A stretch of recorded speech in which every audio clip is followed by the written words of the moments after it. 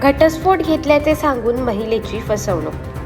पनवेलमध्ये राहणाऱ्या व्यक्तीने लग्न जुळवणाऱ्या साईटवर घटस्फोटीत असल्याची माहिती देऊन अलिबाग परिसरात राहणाऱ्या एका महिलेला लग्नाची मागणी घातली व तिच्यावर लैंगिक अत्याचार केल्याची घटना समोर आली आहे। विशेष म्हणजे या व्यक्तीने पीडित महिलेची आर्थिक व भावनिक फसवणूक केल्याचे देखील उघडकीस झाले आहे। रोहन चिंतामण शिंदे असे त्याचे नाव असून खान्देश्वर पोलिसांनी त्याच्या विरोधात गुन्हा दाखल करून पुढील तपास पनवेल शहर पोलीस ठाण्याकडे वर्ग केला आहे। लग्न जुळवणाऱ्या साईटच्या माध्यमातून रोहन शिंदेने पीडित महिलेच्या प्रोफाईलवर संपर्क साधत गोड बोलून तिचा विश्वास संपादित केला।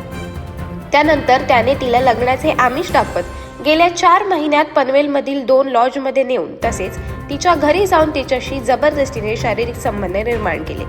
या कालावधीत त्याने पीडित महिलेच्या मोबाईलमध्ये लोन ॲप डाउनलोड करून तिच्या नावावर कर्ज काढले।